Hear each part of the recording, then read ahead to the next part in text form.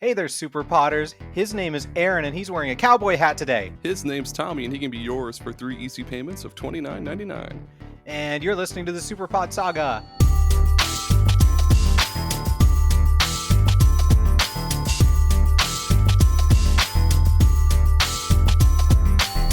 That's right, Super Potters. That's what you're called now. This is the SuperPod Saga. Thank you for being here. Thank you for showing up again this week.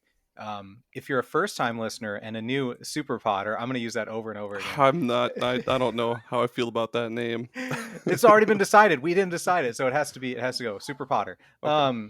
If this is your first time, welcome. This is the podcast where Aaron and I bring a different video game topic to talk about every week, and we also bring other people on to talk about that topic with us to keep things spicy. Indeed, we do. We truly are the white snake of podcasts. Oh, yes. I love that. Or Nine Inch Nails. No, because Nine Inch Nails has a new band every single time. Fuck, I should have gone with that. It's okay. It's okay. And on our podcast today, we've got the motley crew of podcasts. Ooh. It's Matt and Geoff from Fun and Games. Hi, Matt and Geoff. Hello. Hi there. How's it going? Good. Thank you for having us. Oh, thank you for being here. I'm trying to remember the names of all the members of Motley Crue to act affronted or something. I only know Nikki Sixx. Exactly. Aaron. What? Aaron, you have to know at least one more. Let me look it up. I was named after the drummer of Motley Crue. My legal name is Tommy Lee. Yeah, there it is. There you go. Oh, Tommy Lee's the drummer for... I thought he was like... I mean, he's been so much so since then. So yeah, but... And very important to video games. Yes, super hugely important. How could I forget? Video games. How could I forget that there was Vince Neil, the harmonica player? Fuck. Yeah. the harmonicaist. There you go. What's the name of the harmonica guy from Blues Traveler? I'm gonna look that up real quick. John You've Popper. gone, John Popper, lead singer. Yeah. Yep, there we go. you've gone beyond my depth. I'm out of. I'm You looking know out of this Blues conversation. Traveler. I don't. It's okay. It's a long way to Oh, fall. you wanna give me a run around? Okay. And then there's Yep. a fucking 15-minute From the harmonica 90s. solo. Yeah, from the 90s. It was a one-hit wonder in the See, 90s. that's why my brain was still in the 80s. He had that bandolier of harmonicas too. That was so cool. He did. He was pretty badass. Bandolier. Hell yeah, oh my he God. was. It just goes to show that you just really got to commit to something to make Yes. it cool sometimes. Yes. Exactly. I mean, if anyone has made a entire career of committing to the bit, it is literally me. So There's many of us. My entire life is just a bit that I don't stop. right, I mean, exactly. There is this ongoing bit that that Tommy is just like an AI or like a robot because like he doesn't ever use his webcam. So like I was literally just talking to Chris from a Novel Console about it on Friday, and he was like I'm still not convinced Tommy really exists. I know I've talked to him, but it could just be Chat GPT. Aaron does all the. That's what the T stands for. Yeah, Right. yeah. Aaron does all the communications with people and like booking guests. I just show up for the show, so people are like, "Is he actually real?" I Does he am. exist? I am. You are. Here you are. I'm very real. I have a wife and 2 beautiful dogs. Or so you say. Hey, Matt and Geoff. Yes. Why don't Yeah. you tell us about yourself and your podcast and video games that you enjoy?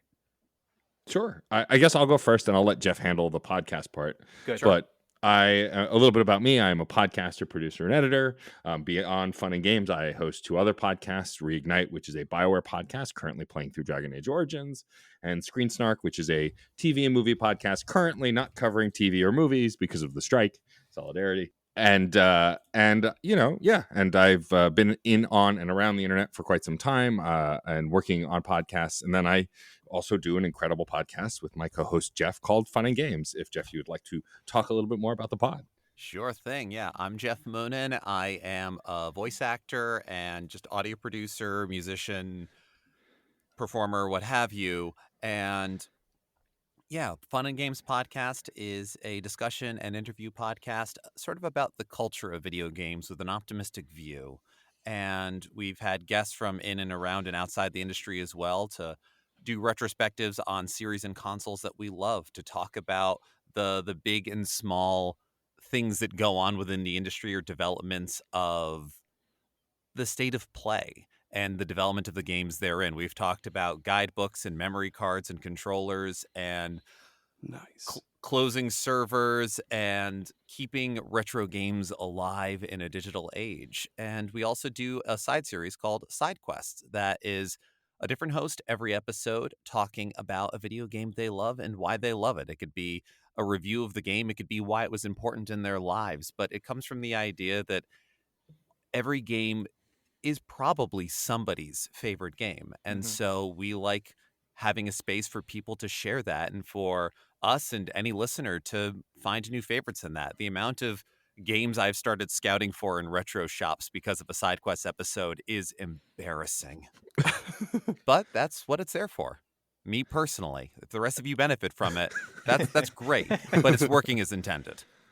Yeah, and even Aaron of this very podcast did an episode on SteamWorld Heist, which a game I've always wanted to play, but is now on my wish list. And next time it goes on sale, I plan on picking up because of that episode.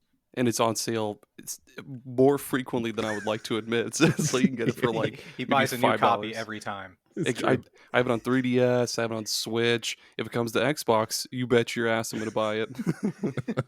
There are a couple games like that where it's just, I want to get this game. What's it on? Yes. Yeah. Yes. But it was you guys that had that episode with about what was it, preserving game history with like Vim from Vim's Lair. Like that was, that was super you rad. I had didn't know the Vim Vim? was. Yeah, they had Vim. Wow. Yeah, Jeff made that outreach. We were trying to do a few episodes on video game preservation, and there were some routes that led to dead ends just because folks were busy or didn't have the time. And so Jeff was like, "Oh, well, maybe I'll reach out to Vim. There's a contact form." And we've both been using Vim's Lair for ages, and Vim said yes. Yeah. And it was great. Yeah, it was fun. He's such a mild-mannered kind of cool guy, and like That's awesome. kind of soft-spoken, but like was really passionate about the game preservation, of course, and the stuff we talked about. It's one of my. I mean, I love all our conversations, but it's one of my favorites in recent memory because It's a recent highlight. Yeah, because it's just so unexpected Yeah. to even make it happen, and then when it did, it's like when we had Grant Kirkhope a while back. Like I made the ask, never expecting him to say yes, and when he did, I was like, oh, okay, great. I mean, honestly, I reached out to Vim because I learned it from watching you. The worst that happens is you hear nothing or they say no. That's true. Yeah. Yeah, you're right. If people want to find this podcast to listen to or find you guys on social media, where can they do that? Well, the podcast is on every podcast platform imaginable. It's fun in quotes and games podcast because we hate SEO. I thought I was being cute. Okay, I wasn't even thinking about this 6 years ago when we started the thing. No, we're not at all. But now we're just too determined to let that go. We're just stubborn at this point. And then you can also, of course, just go to Fun and Games Pod on any social media: Instagram, Blue Sky, Twitter. And then for me personally, you can find me on Blue Sky and Instagram. Blue Sky, I'm DJ Stormageddon. On Instagram, I'm DJ_Stormageddon. No longer on Twitter under my personal handle because, I defended trans people, and so then my account got taken away. That's how that goes. Stupid Elon. Stupid. I'm not even going to. Stupid doesn't even begin to. I'm not even going to dignify it by. I'm going to dignify it by calling it X. It's always going to be Twitter. No. I don't believe in dead naming except for Twitter. Twitter will always be Twitter. Yes. Zitter. Zitter. Pretty much.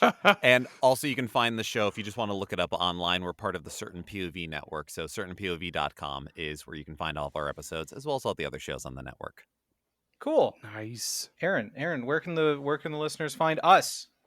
I mean, if they're listening, they've already found us, but you could go to superpodsaga.com and find all of our previous episodes, our blog, all of our social medias, our Discord, Instagram. If you use Facebook for podcast stuff, I guess you could follow us on Facebook. But we get a notification every once in a while. Yeah, it'll be somebody like leaving a laugh react to something dumb that I post, like, "Hey, remaster this game," and then they'll leave a laugh react for some reason. That doesn't make any sense. Leave a heart. You goon. Yeah. They don't understand social media on Facebook. Yeah. It's weird. To be fair, I don't really understand it either. So I think we're all in the same boat there. What's Facebook? Face who? It's that social media where you can poke your friends. Oh God. Do they? Yeah, even no, let you I poke remember that. anymore? I think my freshman year of college was, if not the year Facebook debuted, it was around that time, to the point where my little ass private college couldn't make an account. I was dating somebody who went to a school that had Facebook, and so is that kind of like, well, I want that. That's so exclusive. And now look where we are. I know. Yep. So different. You have like grandmothers on Facebook and their bio is like, I love Jesus and like pasta salad and sitting on the porch. I'm grandma. My What- mother's on Facebook a lot. That's where she'll post pictures, and very often when I talk to her, she's like, "Did you see what I posted?" Like, yes, mom. She means very well, and they're very nice pictures. But Yeah. My Oh. grandma posted gas stations near and then the place she was at because she was trying to Google it, but she accidentally Hey. Typical Midwest mom or grandma or whatever. Also on our website, you can find our support page with our Patreon, and because if you like the show and you want to support me and Tommy, or Tommy and I, holy cow, yeah, if you want to support, whatever. Proper grammar is important. If you want to support us, There you can be a patron, I guess. I already fucked it up. Let's Every just move dollar on. pays for Aaron's schooling and learning proper grammar. Exactly, it's true. We're While gonna you're at send him to college. patreon.com, you can also go to Fun and Games Pod because we also happen to have a Patreon. You know, just Yes. throw a couple bucks both our ways. You're just helping indie podcasters, and really, that's all that matters. Yes, Exactly. exactly. we are the backbone of society. Literally. Society would crumble without video game podcasts in the world. It's true. It's true. Should we start off with where we ask the Discord a question and they answer it and then we read it on the show segment? Oh, fart. I forgot to even bring up Discord. Yeah, we can do that. I'm ready. I'll read it while you get Okay, that up. okay. You can join our Discord, and every week we ask a question and then we read the answers on the show. That's the segment. That's what we're doing. And the question is always related to the topic we're talking about. So it's as if the Discord, Super Potters on the Discord, I don't know. It's as if you're in the episode too. Yeah, Holy you get the shit. first say. They get the first say, and probably the better say, if I'm being honest. For their me, opinions for are good. sure, I'm really fucking this whole thing up. This week we asked what game or games were worth the wait, like long development times, a proper remaster, proper translation, etc. Our first response, Chan said, I think Starfield was worth the wait. Baldur's Gate 3 after being in early access for 3 years. Stand-up guy. Yeah, by the way, stand-up guy, Chan. Chan. Thank you, Good Chan. answers. Good answers. Thrack, another fellow stand-up guy, he says Paper Mario Thousand Year Door remake. That's He been sees a into the long- future. He He already knows it's worth the wait. Absolutely. Bachwheel says, Trials of Mana. We didn't get a proper translation until the Mana Collection, but it was still worth it. Hoo-wee, was it worth it? Yeah. Holy shit, it was so good. I bet that was worth the wait. Yeah, you know all about it, Tommy. Scrap Dog 15. This one had a terrible launch, but now after many free updates is amazing. No Man's Sky. Totally worth waiting for them to put everything in it that they originally wanted, plus more. Yeah, that's an good one. interesting one, but I can see it. Adam, Revival and Extinction, said Dragon Age Inquisition and its DLC. It was in the tricky area of late Xbox 360, early Xbox One, but the game is amazing. Yeah. Go ahead. No, I was just gonna say, yeah. I mean, I didn't play it when it came out. I played it much later, but I think it's one of the better fantasy-based RPGs that I've ever played. Especially the way the story works and the intermingling of the characters and the way stories build out. I think it was definitely for sure worth the wait. I wanted to go back to that one for so long because I played it when it released and it didn't hook me, but I feel like I would love it if I gave it the proper time and wasn't in college. The character creation is super good too, and the way. Well, I mean, I guess this kind of played into like the first couple of games as well too. But like your like character, I guess like race and backstory actually play into the game. That's super cool. I like what is it? I was an elf wizard or something like that, and people would like look at me with disgust because they were like, oh. A spellcaster or whatever, that's disgusting, or no, maybe it's because I was an elf or something. I think it's because you're an elf. But yeah, I think it was Yep. an elf. Yeah, that's cool though. Oh, that's a big one. Dead Have Beat fun with this Punk. one. Yeah, I know.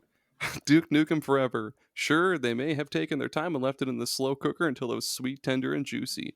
But when it finally released, they had perfected the art of the first-person shooter. Never again will you get so immersed in a virtual adventure ever again. I love this dude. I remember walking up to the urinal in game and pissing myself because I believed I was Duke for that small window of time. This game is the reason we'll never need Half-Life 3. Gabe pissed himself for different reasons after playing this. Fear. Duke Nukem Forever is an impossible act to follow up, so Valve didn't even try. Who needs to play as some middle-aged doctor with a crowbar when you can play as the king, baby? That's King, baby, not King, baby. That's a different game. Thanks, Deadbeat Punk. Yeah. The only game where you can throw a dookie at a chalkboard and leave a little poop smear on the chalkboard. Great game. Yeah. It's not like that game was released out of time and probably, way past its prime at all. Also, Deadbeat Punk, not the type to like mess with folks and be sarcastic, over the top. not. Never. Totally, That's no, genuine. No. Super genuine. Jeez.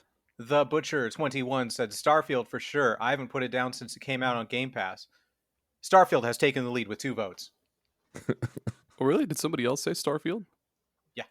Oh, yeah. Chan first one. said it. Okay. Chan. Nomad, he says, Final Fantasy VII Remake. The original game is so special to me as it was the very first one I bought with my own money. I played it so much that I felt part of that gaming world. The remake didn't really need to happen, but I'm glad it did. It took something I loved and not just modernized it. It told a familiar story while charting new ground, all while respecting the source material. Final Fantasy VII Remake was very much worth the wait. So I've heard it. Yeah, I've heard from Tony from PlayStation Rumble. He told me all about it, spoiled everything, and it sounds fucking wild. It's really good.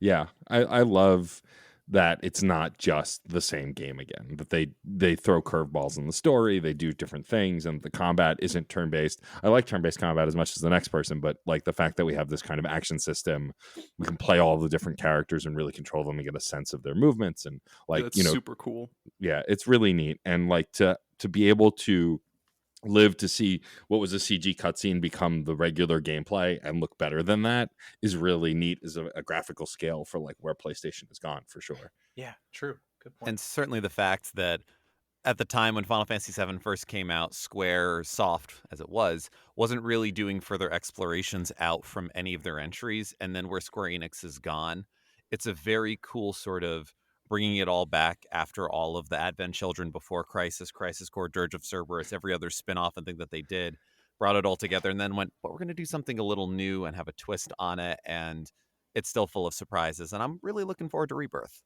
Yeah, same. Is that the next episode for the 7 remake? Or yes, Yeah. and I love the fact that when it came out, I'm like, oh, really? They couldn't come up with a better name than Final Fantasy VII Remake? And then it became very clear to me that, like, no, this entry's called Remake. The next one will be, oh, you bastards. Okay. That's cool. You magnificent bastards kind of thing. Exactly. Hocham, Hocham. Nailed it. Hocham. Boost Roda.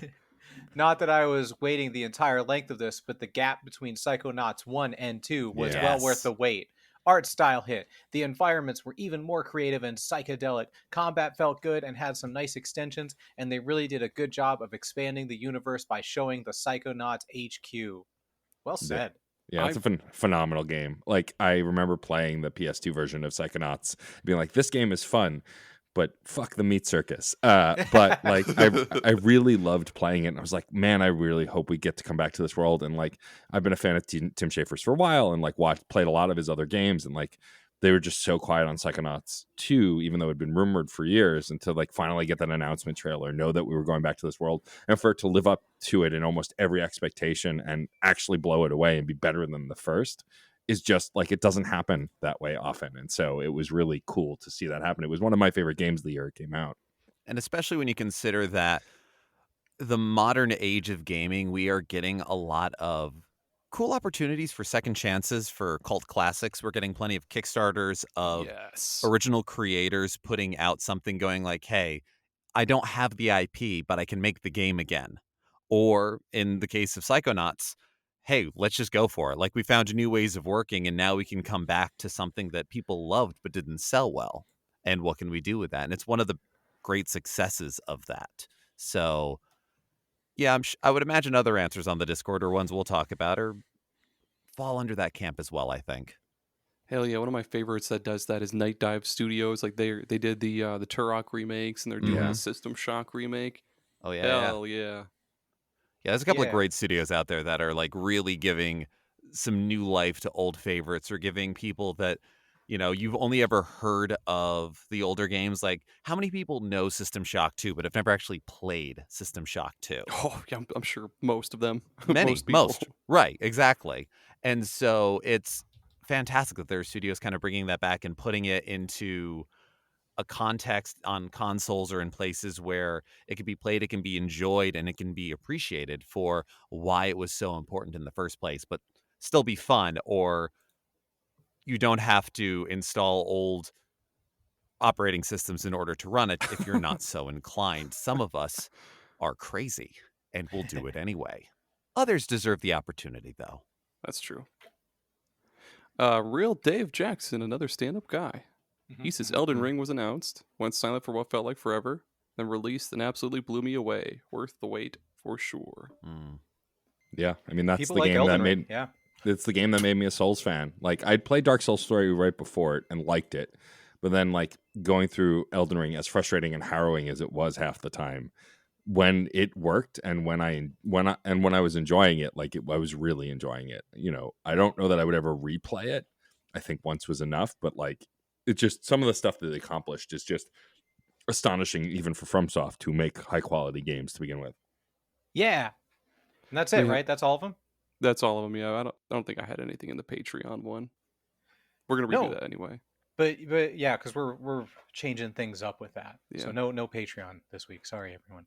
But anyone else, you can join the Discord and give us your answers. And as you can see, we will literally read them word for word because that's what we do. Ron Burgundy, that shit. Yeah, exactly. I'm Ron Burgundy. Who put a question mark on the teleprompter again? Anything you put on that damn teleprompter, Burgundy will read. We're just gonna quote the movie from beginning to end. God, So- no. We need to. No, I can pull us off of this by giving you the greatest example in my life of be like, I will Ron Burgundy this.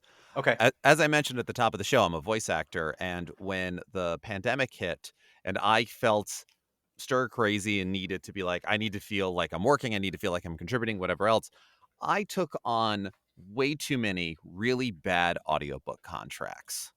Don't look for them, please, as a personal favor to me. One of the ones that I did was these two books on backyard beekeeping that I am pretty sure the way they put the book together was online articles that were machine translated. And I would sometimes read paragraphs that I would... my old recording booth also didn't have great ventilation, so I'm in there for hours. I'm in like basketball shorts covered in sweat, thinking like I'm hallucinating, going, I just read that. Did I read That's it before? Tommy in the summer. Oh no, what happened? But it was the same, and I looked back, and I knew it was machine translated because there would be words that took me a while to figure out, oh, this isn't because I don't know enough about beekeeping. It's because you're doing the wrong word. And the one that made me go, well, they're not paying me to edit it they're not paying me to edit their words. I'm just going to read what's on the page and do my best, was reading about a certain kind of honey that is great in salad clothing. What the fuck? And I stuck my head out of the booth and I called my spouse over and I'm like, I'm not crazy. That's what it says, right? It's salad clothing. It's salad dressing. Oh my God. Oh no. Yes. No. Oh Well- my God. I'll read what's on the teleprompter. We're Ron Burgundying this. Let's go. Amazing. So there you are. That's right. Fuck you, San Diego. Yeah. Go fuck yourself, San Diego. Or no, yeah. Oh man. Oh, this episode's done. It's botched. All right, sorry. I'm sorry. No Cut that salvaging. part out. I apologize. No, it's staying in. Oh no. Um, It's on the if it's on the waveform, it stays. you can't remove it. We don't know how to edit. Mr. Simpson, we're live, coast to coast. Yeah. Oh, Let's talk about video games, eh? Eh? Aaron, what's our topic for today? I'm riveted to hear. I'm glad you're riveted. It's games that were worth the wait. Whoa, what a Game- surprise! I know, game. Yeah, exactly like we said. Maybe like 10 minutes ago.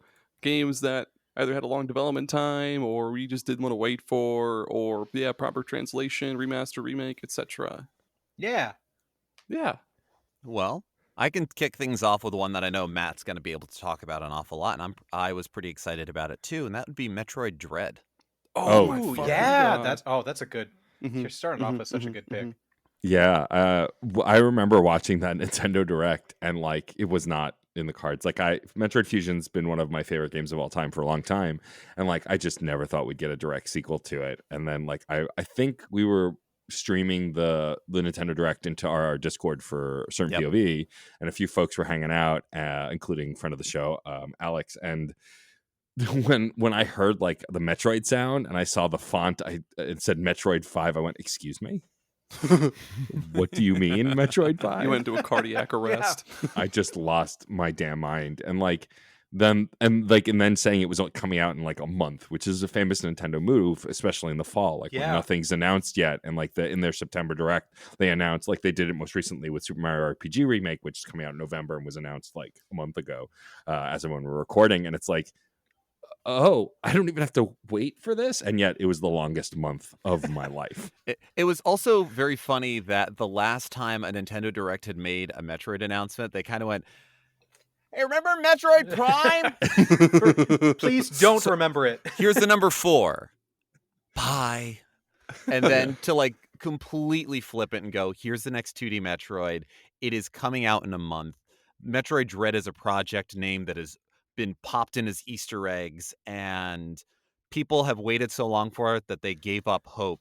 And then suddenly to have it reignited like that. And then, you got the long wait and that short wait that feels like it's forever. It's really a wonderful just sprinkling of so many different versions of this topic.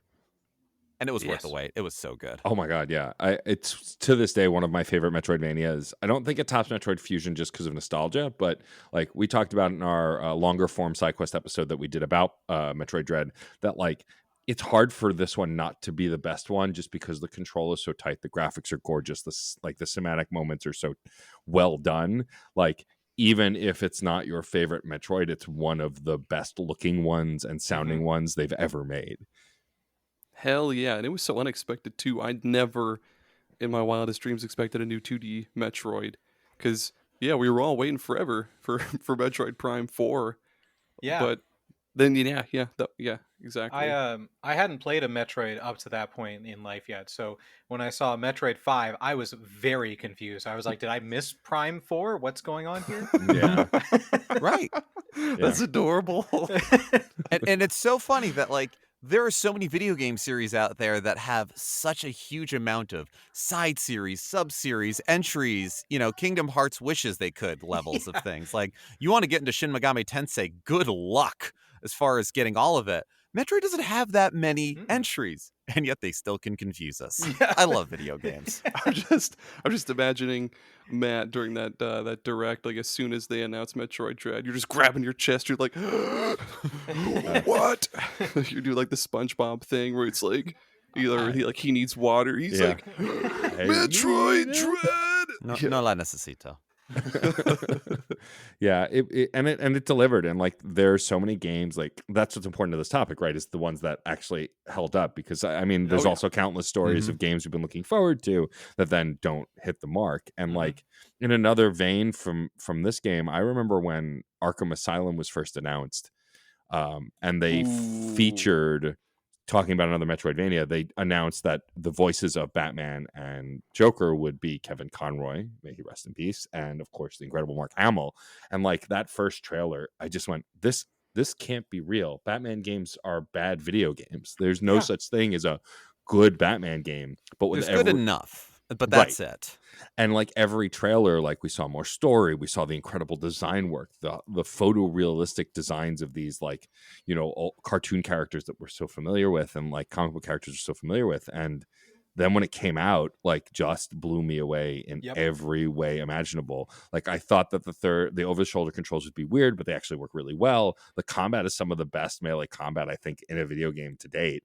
And the way they teased the villains, and like you got so many incredible villains, and then they expanded on that in the later games. But like it's that first game where it's like, I'm really running from Killer Croc. This is real. This is happening. Like it was wild to me that it was a real thing that existed and had such an incredible and well-known voice cast. And I think it's interesting too because when you think of games that are worth the wait, you think of the singular title of whatever it may be. Hmm. But actually, Matt, you kind of hit the nail on the head with Arkham Asylum because it wasn't just waiting for that game, it was waiting for a good Batman experience. Oh Batman yes. has been a property in video games for decades before Arkham Asylum happened. And I remember even when Assassin's Creed first happened, some folks going, "Oh, this is how a Batman game should feel." But that's never going to happen. And so for that final culmination that puts us now into a world where there can be good Batman games. They're not guaranteed to be, but that's life. But like there can be and are good Batman games out there. That was also a huge weight for Batman fans and video game fans, gamers of all stripes for decades. And yeah, Arkham Asylum, totally worth the wait on that level too. Fuck yeah, it was like they like Batman games up to that point were just fucking brawlers or just like Yeah. The based like Sunsoft that. game was okay on the NES. It was fun. And yeah, with Arkham Asylum, they focused more on like staying true to the comics and everything like that. Like, yes, he's a master detective, so there's little bits where you have to analyze DNA and follow, gas trails wherever, and they put a lot of focus on that. And the stealth segments are still Yes. some of my favorite Yeah. shit in any video game ever. Just Any of those like, stealth takedowns? Yeah. So yeah, dude. satisfying. Oh my gosh. Doing those little like you're on a stone gargoyle or whatever, and you like Yep. you Yes. just droop down behind a bad guy, just bonk him in the head, and then toss his body wherever. Oh my You pull a full Batman Begins on them. god. So good. So It's it just makes me sad because I don't know, we've kind of forgotten, like obviously we're talking about it now, but I just feel like that game was so good and it did so, like, listen to all the different mechanics we're saying that are just they nailed perfectly, and we don't have any more Batman Arkham Asylum games, I feel like, anymore, and that makes me sad. they Yeah. I they mean, kind of Arkham Knights is you know. Yeah. yeah, I mean, I think Rocksteady with the new Suicide Squad game have an opportunity to do something interesting. Do I think it'll be better than the Arkham games? I don't know, but like I think the 3 Arkham games by Rocksteady and then the one by Warner Brothers Game Studios, the spin-off Origins, are all really solid, well done games. I think Mhm. Arkham Asylum personally is the best of them, though you could argue for City as well. But yeah, it is a little sad that like Gotham Knights kind of tanked, and now we have the Yeah. Suicide Squad game coming that like looks like it could be fun, but it's a third person shooter. It's like a looter shooter, it seems like, and just kind of seems like a strange direction for the studio that was doing something incredible for so long to go in. But also, Arkham Knight didn't do as well as the previous entries, and they've been doing the same thing for 3 games. It's a long time to do the same thing over and over Yeah. again. Yeah. And so wanting to break off from that, I get. But yeah, it could be a while before we see a Batman game of that quality. I mean, also, we haven't mentioned the Telltale games, which were really good as well, because Mhm. they focused on the narrative side instead of the combat side. I mean, both had good narrative, but like, you know what I mean. And so Yeah. we'll see. I mean, it was definitely worth the wait, but we could be, you're right, Tommy, waiting a long time for another one as good. Mhm. In the meantime, for that experience, you play Spider-Man games from Insomniac. Exactly. I don't have a PlayStation or a PC that's strong enough. Skill issue? Yes, exactly. Get good. Whose turn is it now? I think you should go, Aaron. Well, yeah, we'll do that. So who did the first one? Was that Matt or was that Jeff? It was Jeff for Matt. Yeah. And Well, then I also brought had up the things second to one. say. I just knew we would be able to talk about it. I went first. Yeah. Yes. Okay, so should we do Jeff, Matt, me, Tommy? Yeah. That was Yes. Okay, that works. Okay. The first one I had is the Resident Evil 4 remake. sure. Mm. I guess this was kind of a tough one to put on. I mean, I guess everybody was like, we all assumed they were going to do a Resident Evil 4 remake, obviously, because Resident Evil 3 remake. But yeah, absolutely worth the wait, because holy shit, Resident Evil 4 back in the day was mind blowing. Like, it was more action, more everything. Honestly, like no more tank controls. More emphasis on like gun customization and all that stuff. But at the end of the day, it didn't feel as survival horror as the previous 3 entries or like Code Veronica or anything like that.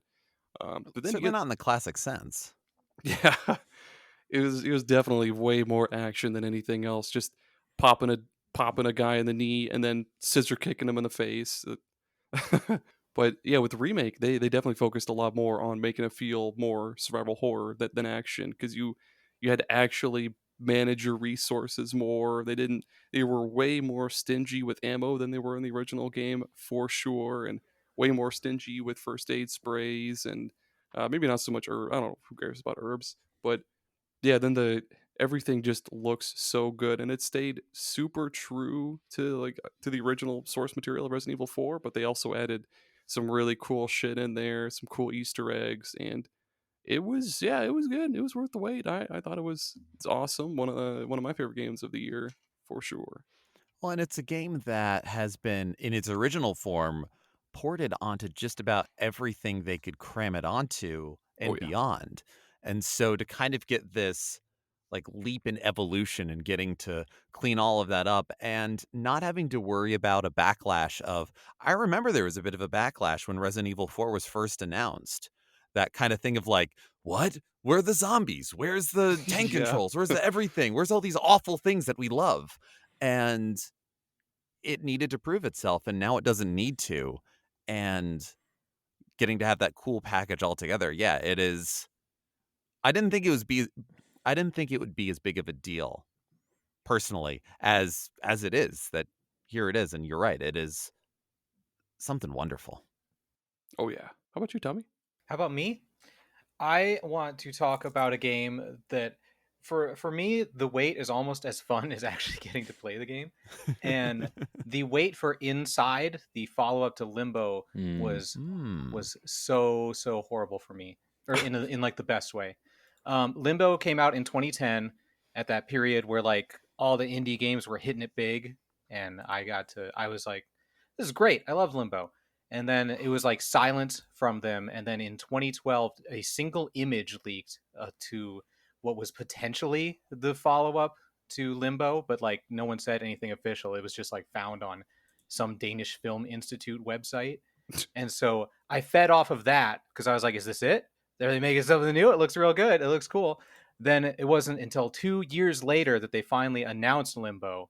And they were like, it's coming out early 2015. I'm like, cool. Just got to wait a little bit longer. I've got this trailer to feed off of. I got this image. This is great. Then they delayed it to 2016. It came out on Xbox One a week before PC, and I only had a PC at that time. So that last week was grueling. But just all those steps in the way. And then I actually played Inside, and it was like everything I wanted in a follow-up to Limbo. It just looked better. The kid dying was still brutal in the different ways that he dies. The puzzle solving and the story didn't make any sense what was happening, but I loved going through everything and just experiencing that really crazy wild ending sequence that was like one of the top video game moments ever for me, probably just because of how crazy it is. It was so worth the wait. Yeah, Inside was one of those games that's a glaring mark in my backlog because I loved Limbo as well. I played it on Xbox Live on the 360 and like was a huge fan. And when Inside came out, I think around the time it came out, there just must have been other games that had pulled my focus. And it's sitting on my Switch. I bought it at the end of last year. I've been meaning to play it, but like I've heard nothing but praise about this game. And apparently, Oh yeah. one of the main Playdead devs responsible for those two games is behind Cocoon, which just came out, and so I'm eager to try that as well. Ooh. Yeah, It's a guess different what game I love that just came out? Cocoon. Cocoon. What a surprise. I haven't played any of these. I know they are on my Switch right now because I got them on sale. So this may push it to the front of my docket. Woo. Jeff, you haven't played Limbo yet? Not yet. There's a lot of games out there. Oh man. Oh I- my god. Limbo is so fun. I love Limbo. Limbo is good. I think Played it too Inside many is times. I think Inside is better just because they took like lessons they learned from Limbo and made it more cohesive, I guess. Mhm. Less like mechanical puzzle solving and more environmental, like you're a part of this world puzzle solving, if that Very makes cool. sense. But it's also not a very long game if I True. Yep. And I am more than happy to play through the first entry in a series to get where they're coming from. And so I Yes. can appreciate in the next game when it's like, this is the better one. If I'm not spending 100 hours to get there, yeah, I'll put in a little homework. Yeah, exactly. And I'm sure it's a And- fun game nonetheless. And what are they doing? It's been 7 years since Inside, and I don't think they've had anything about whatever is coming next. Oh well, I'll wait. Yep, guess you're waiting now. Here we are. Although thinking of that kind of, I'm fine waiting. Oh, another console got it before me. Why don't I have it now? Yes. I remember when I kickstarted Bloodstained Ritual of the Night. Mm. And when was that? Like 2016 was when the Kickstarter was for it. Something That sounds ridiculous like that. And Symphony of the Night is probably one of my favorite video games of all time. Yeah. Definitely is like yeah. my easy answer in an interview and is always in my top 5. So it's one of my favorites. So it was an easy, like, yeah, I'll get the physical version of this. And I got it for Switch because I love Switch. And it got delayed like 2 days or something based off of what everybody else got. And I hadn't had that kind of like crawling feeling that I remember. I liken it to when I was a kid and I would get a game for Christmas that I really wanted and I was anywhere else. And I'm like, I could be home playing Mega Man X4 right now. Why am I here? This is church. Yeah. Isn't God everywhere? Got him. That conversation didn't actually happen, but just that kind of feeling of I hadn't had that like crawling of I need this, I want this. When will it be here? In a very long time, and I don't think I've felt it since. So that, and I know I got the Switch version, and it's gotten its improvements, but that game in general, very worth the wait. Yes, it was. Yeah, I love Symphony of the Night and Portrait of Ruin. Oh And yeah. Aria of Sorrow. I love all of them. Oh yeah, and the Game Boy Advance and DS Metroidvanias all have their ups and downs, but none of them miss. That's true. And they're all super fun to go back to. Right, Tommy? Correct. I will play them someday. You better. I've never played a Castlevania either. But I played Metroid Prime remaster, remake, or whatever earlier this year, and I love it. So I've officially played a Metroidvania. It took 32 years, but I did it. There you go. You played Ori and the Blind Forest, right? That's a Metroidvania. The second one. Yeah, that The still Will of the counts. Wisps. You Yeah. can play Okay, as many cool. Metroidvanias as you want if you just stretch the definition. Yeah, That's also Arkham true. Asylum, I guess. Technically. Yeah. Oh, I absolutely. played that one. Oh man. Oh no. Sorry, I lied. Let's change the topic here. Who? It's, I believe, me next. So the big one for me when I think about this topic is, so when I played the first Mass Effect, and I've told this story in a few places, when I played the first Mass Effect, I had no anticipation for it. I didn't even own an Xbox 360. I had gone to a friend's house to play Rock Band, and when we were done playing and a bunch of friends had gone home, my friend Andrew was like, "Oh, you like RPGs? Why don't you try this game, Mass Effect? I know you're not big on shooters, but I think you'd dig the sci-fi story." And my friend was a fan of BioWare from like the Knights of the Old Republic days. And so I booted up Mass Effect on my friend's console. And then 5 hours later, I went home. And it was one of those where it's like, oh, I should go to bed. And so I went home, and like within weeks, I think Mass Effect had come out either the summer before or around my birthday or just after. And so like, with birthday money, I was just like, so can I buy an Xbox 3 to my parents? Like, I'm going to buy an Xbox 360 and this game because I really want to play it, and became obsessed with it. And so like that origin story for Mass Effect is important when considering the announcement of Mass Effect 2. And when Mass Effect came out, we knew that this was going to be a trilogy. We knew BioWare had announced that they were making everything interlocked and that the stories would connect. And so waiting for Mass Effect 2 felt unbearable, because I was aware of game development and gaming news in a way that I hadn't been beforehand. Like, I think we all as kids watched it on some degree or read magazines, but like in the internet age, like with Mass Effect 2, like I knew all the details about it. I knew when it was coming out. I wanted the collector's edition, and I was excited about how the story would continue. How do they follow up that massive story? And like, I was absolutely not disappointed because there are people with the Legendary Edition who may not have played the second one yet. I won't spoil it, but the opening minutes of Mass Effect 2 still to this day drops my jaw every time I experience it, because I just can't believe that's really how they started a game. And the way the narrative just grows from there. It's some of the best characters in the franchise. And so like when thinking about games that were worth the wait and how long I had to wait for them, Mass Effect 2 is up there just because of how much I loved. In anticipation of Mass Effect 2, I played Mass Effect 1 a total of 4 times. So I'd have 4 different stories. And then in anticipation of 3, I played it another 4 times. So like, but 3 is a different story, and we're not going to start that argument again, but like 2 for sure is one of those games that I couldn't have been more excited for. Like Geoff was talking about, like that anticipation that almost makes you shake, like you don't know what to do with that energy. That game is like at the forefront of my mind when I think about that kind of anticipation for a new game. It's like that Simpsons meme where like Lisa is rocking back and forth anxiously.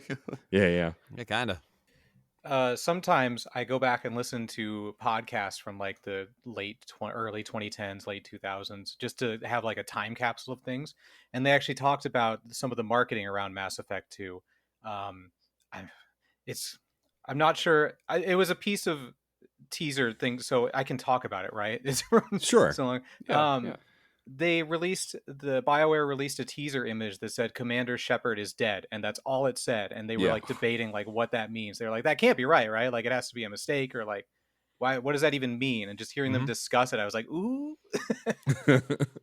Yeah, it's one of those things where it was part of the marketing, but you didn't understand where it meant, because they can't kill Commander Shepard. Shepard's the hero. That can't be right. And we all have enough of an understanding of comic books where it's the cover where it's just like the death of this main character, not a hoax, not a fake, it's the real thing. It's not. 25 cents. So yeah, the idea of like they can't possibly do that, and what they do with that. That's such a good way to build hype for it, right? Here's one that had me doing the Lisa meme.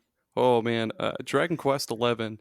Oh shit, man. So the last Dragon Quest the US got that we could actually fucking play without any malarkey was Dragon Quest 9 on the DS. Because Dragon Quest 10 was and still is Japan exclusive. I don't see them ever bringing that to the US ever, unfortunately. Yeah. But Dragon Quest 11 was announced. Fucking... what is it? So 2009 was Dragon Quest 9. Dragon Quest 11 came out in 2017, but for fucking Japan only.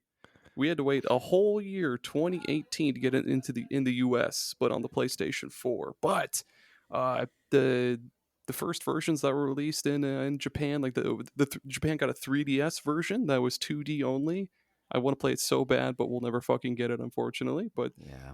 But the version that we finally got on other systems, because I've never owned a PlayStation 4. I still don't own one. I apologize, everybody. But I got the first one I got. I guess the only one I got was Dragon Quest 11S on Switch. And that was in 2019. So I had to wait another year to get it and to play it. And man, was that worth the wait? Because, the 11S, they added a ton of side shit. They added... Apparently, everybody really disliked the MIDI soundtrack that they had in the original Dragon Quest XI, so they redid the soundtrack in like this grand orchestral score or whatever, so you could switch between the two at will. And there was a bunch of other stuff they added to the 11S. And I played the shit out of Dragon Quest XI's. I took my sweet time with it, and it was definitely worth the wait. It's just so good. And then they added it to Game Pass, and I debated on playing it again, and I was like, no, Aaron, no, you've got other stuff to play. You've got it on Switch. Just stop it. You're your own dad. No, son, calm down. We've got Dragon Quest at home. But yeah, no, it's a really great game. If there's anybody that hasn't ever played a Dragon Quest game and they would like to dip their toes in it without going through, like, I guess, maybe some of the more archaic early ones. I'm looking at 1 and 3 in particular. Dragon Quest 11 is a great fucking place to start with the Dragon Quest series. It's got the plot feels like this fucking anime, like a playable anime. It's got like different arcs in the story. You start off, you're the luminary or whatever, and you have to go to this kingdom, and then a twist happens. It's like, oh shit, so you've got to go here now and find this person, and then you beat the bad guy. Oh no, wait, no, there's a different made bad guy you have to fight now, and then your party gets beat up, and I'm not gonna spoil anymore, but it's good. Oh man, it's so, I gotta take a breath. I can confirm what Aaron said as a person who never played a Dragon Quest but did it off of Aaron's recommendation. Yep. Not knowing anything about Dragon Quest, I really enjoyed Dragon Quest 11. Yeah. It's one of those games. It's one of the earliest times I remember Square starting to do the download the demo, get like 11 hours available, and then convert it, and like that was like my favorite thing about it. It's one of those things that to this day, like I played the first I think 5 or 6 hours of it. It's on my Switch and I haven't bought the full game yet, but I keep that save file because Yep. I do want to convert it and I want to play the rest of it because I'm an Akira Toriyama fan, and like other games have mostly looked like his drawings, but this was the first game, like the main character looks so much like Trunks that it's like you watch this Yeah, for game real. happen and it's like, oh my god, this is like what if his art came to life and came off the screen or stepped off the page. It's really wild. And yeah, I hope to go back to it at some point, but it is definitely one of the most impressive looking RPGs, especially on the Switch. It runs like a dream on the yes. Switch, which is God, incredible. Yeah. Yep. It's This is- funny. I've played through the first Dragon Quest, the Dragon Warrior on the NES. It was fun. Yeah. Dragon Quest actually doesn't get a lot of play in my house, I'll be honest. You It's- change that. I barely knew they existed before Aaron told me about Dragon Quest XI. Well, I kicked my way through Tommy's kitchen window. I was like, "Hey, Tommy, Dragon Quest 11 is here. Play it." It was bleeding all over the place from Yeah. glass. my spouse put probably like 20 some odd hours into Dragon Quest 11 and just kind of finally went, I don't think I like this pace of game. Yeah. Yep. She loves other turn-based RPGs. She loves all sorts of other series. Mhm. You know, what got us into the Like a Dragon series is it became turn-based. All these other things. It's not a matter of she doesn't like RPGs. It was just whatever it was. Dragon Quest kind of missed her. And looking at all the other ones, it's a slower going getting it into our house. Yeah. I think. Yeah, for sure. But that's yeah. fine. Should we take an ad break, Aaron? Yes, we'll be right back. We'll be right back. Here we go. We're finally here, performing for you. If you know the words, you can join in too. Put your hands together if you want to clap as we take you through this monkey rap. Hey, what's up, Super Podders? Tommy here. I just want to give a big shout out to our patrons. They are all wonderful, stand-up fellows. Thank you, Adam, Jameson, Jared, and a novel console for your support. It genuinely means the world to Aaron and I to have such handsome, talented patrons. And I truly believe the universe will reward you in some karmic way for being a patron to SuperPod Saga. Thank you. Donkey Kong, He's the leader of the bunch. You know him well. he's finally back to kick some tail. His coconut gun can fire in spurts. If he shoots ya, It's gonna hurt. It's really important to stay hydrated. They say to drink 8 to 10 cups of water per day to stay properly hydrated, but sometimes that can be difficult to do and completely inconvenient, and most of us don't feel like carrying a gallon of water with us at all times. That's where Liquid IV comes in. Liquid IV is the category-winning hydration brand fueling your well-being, and their hydration multiplier is the one product you're missing in your daily routine. In just one stick, you get 5 essential vitamins and 2 times faster hydration than water alone. Use it first thing in the morning, before a workout, when you feel run down, after a long night out, or on long flights. Man, in Iowa, the summers can be brutal. 90 degrees and tons of humidity, and that just saps the energy and water right out of your system within just a few minutes. Luckily, Liquid IV hydrates 2 times faster than water alone, with 3 times the electrolytes of traditional sports drinks.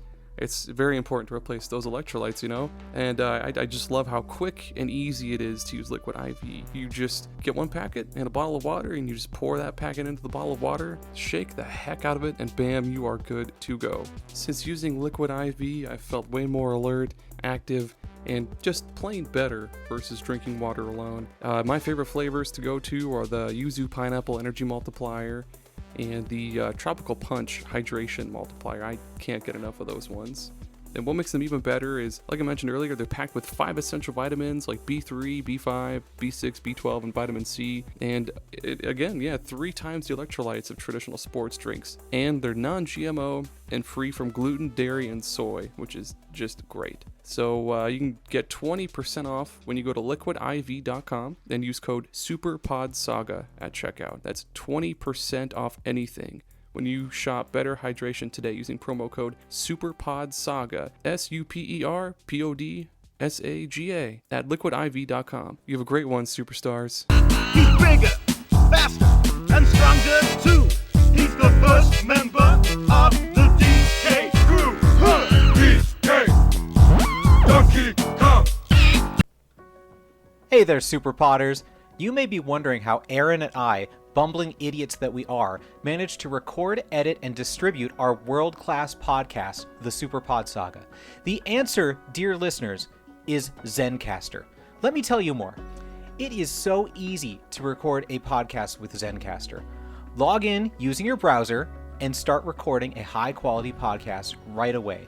Record studio-quality sound and up to 4K video with your guests. Feel a sense of zen, knowing Zencastr's multi-layered backups ensure you always have your recordings in the highest quality, even if the connection is unstable. It's an all-in-one service! If you have thought about podcasting before and realized that you need a lot of different tools and services, those days are over. With Zencastr's all-in-one podcasting platform, you can create your podcast all in one place and distribute it to Spotify, Apple, and other major destinations. Go to zencastr.com/pricing and use my code SuperPodSaga and you'll get 30% off your first month of any Zencastr paid plan. I want you to have the same easy experiences I do for all my podcasting and content needs. It's time to share your story. DK, Donkey Kong is here. Kong's got style, so listen up, dude. She could shrink in size to suit her mood. If you're a fan of coffee and you're looking for something different, I think we've got just the thing for you. That's Bones Coffee. Bones Coffee is not your usual coffee company. Of course, it's all sugar-free, gluten-free, all that stuff because it's just coffee, nothing added to it. But they roast each batch of coffee beans to your order, and they've got just a bazillion different flavors to choose from. They've got your usual French vanilla, salted caramel, they've got Irish cream, of course they've got decaf, single origin coffees like Kenya, Guatemala, stuff like that, even what they call high voltage, which is extra strength, extra caffeine, but they have all sorts of other awesome kind of out of the box flavors. They've got ones like cotton candy, maple bacon, and even mint chocolate chip ice cream. And they're always coming up with new crossover flavors, like they've done a bunch for Nightmare Before Christmas, Indiana Jones, even Spider-Man, of all things. And they're also coming up with new seasonal flavors all the time. If this sounds right up your alley, feel free to use the link in our episode description and use coupon code SuperPodSaga at checkout to get 20% off your order. That's SuperPodSaga at checkout to get 20% off your order. And if you're not just in the market for coffee, you can also get some sweet mugs. They've got lots of cool shirts. They've got all sorts of different brewing equipment like French presses, stuff like that. Just head on over to bonescoffee.com or again, use the link in our episode description and get 20% off. Get yourself a new interesting flavor and spice up your morning routine with Bones Coffee. I really hope you enjoy. I'm a really big fan of it, and I hope you find one that really hooks you. Thank you so much for listening. Have a good one. She's quick and nimble when she needs to be. She can go through the air and climb up trees. If you choose her, you'll not choose wrong. With a skip and a hop. If you have an idea you want to do, Tommy, go for it, but I do have a good one. If you've got one set, you do it. Oh my gosh, okay. Hey everybody, have you ever been in a situation where you desperately needed information or you needed to extort something from somebody for some reason, or you just really needed someone to get hurt for whatever reason? Every day. Always, constantly. Yeah, when am I not? Okay. Well, let me be the first to introduce you to Rent a Crooked Cop. It's the world's first and only premier crooked cop rental service. You just, as soon as you fill out your forms, you'll be asked, hey, what do you need this crooked cop for? Like, what are you looking for with Rent a Crooked Cop? And they'll find the best crooked cop to fit your needs and get you what you want, get you your satisfaction at So once you're matched with your Crooked Cop, they'll take you out to their cop car that, of course, isn't actually like a cop car. It's some like Just old to rent bus. it, yeah. Yeah, just. It's I the was Blues Brothers cop car. I was gonna say like a muscle car with a siren on top, but yeah, no, we'll go with like a rental car because yeah, they're a rental service. Damn it, they've got like it'll be like a 2009 Ford Explorer or something dumb, but they'll have the siren on top. God damn it. And yeah, whether you need to go bust apart a kneecap or like we'll say you need to find out where your ex-wife lives or whatever. And she took your favorite pair of blue jeans with her, and you want to go get them back. So you Never gave your amiibos back. Yeah, Not speaking from experience or anything. Your Crooked Cop will not only do his own private investigating on his own time, of course, because he's being paid by the hour by you. He's going to go the extra mile. He'll get you the address, and he'll take you there. He'll turn on the siren. He'll drive you there at 95 miles an hour, completely ignoring any and all safety or road safety laws and everything. He'll get you there, and then he'll kick in the door to your ex-wife's house. Where's the blue jeans? You'll fire a shot into the ceiling, like, where's the amiibos at? Tell me where these are right now. And then you got your amiibos. Hey, thanks, Rent a Crooked Cop. Tommy, what have you used Rent a Crooked Cop for?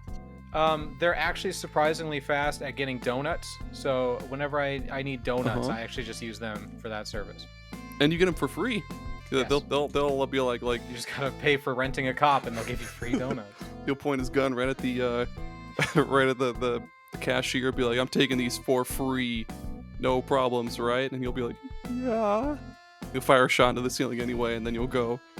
And you got your donuts. First shot's always free. First shot's always free. Matt and Geoff, what were your experiences like with Rent a Crooked Cop? I used mine mostly for dispersal and disposal of items I did not want to be connected to anymore. I can state no more, but thank you, Rent a Crooked Cop. Thank you. What about you, Matt?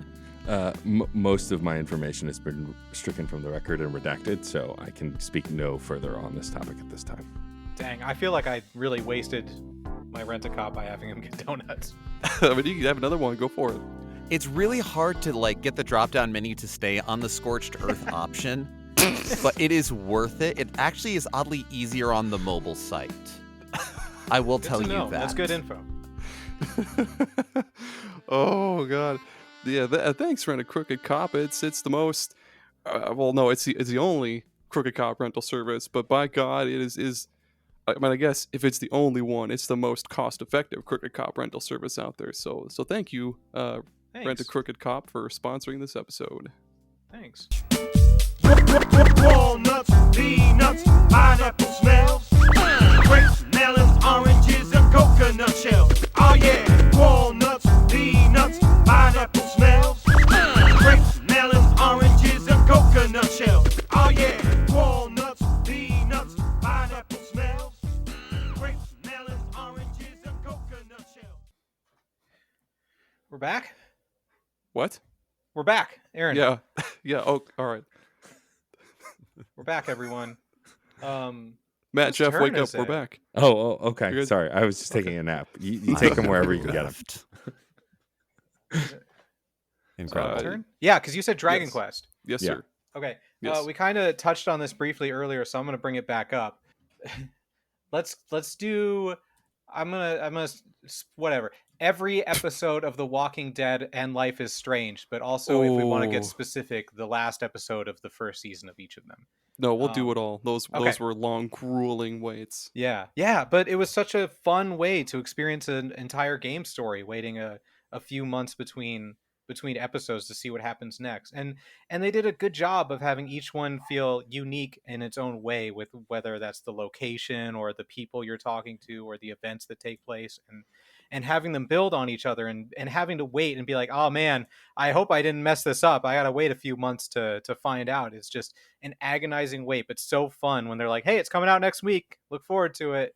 And getting to play it is such a fun idea. I really thought that was going to be the future of games in a way, not like the future of all games, but that there was going to be episodic games in the future, and that's how they were going to like cut down on dev time or make it quicker for us to receive games instead of having to wait years in between. And it did not happen. It would certainly allow for smaller studios to Yeah. have influx of revenue.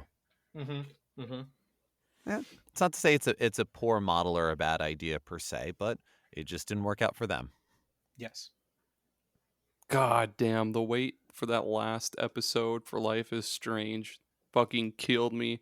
Like, so much happens up until that point, which of course I'm not Mhm. going to spoil because it's a Mhm. great game, and if you haven't played it, you should. Mhm. But yeah, very, very long, Oh man. very anxious wait. Jeez. Yeah, episode 4, the end made me cry, and so just Yep.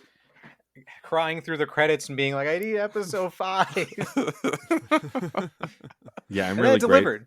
I'm delivered really for me. grateful that True Colors wasn't episodic, only because of like how emotionally attached I got to that game. And like if I had to wait after like the penultimate moment, I would have lost it. Yeah. Getting Oh, to yeah, play that's it a all good in one point. chunk was really nice. But yeah, I mean, I experienced Life is Strange through a Let's Play only because at the time I didn't own a copy, but I was covering the music of it for a show that I don't do anymore.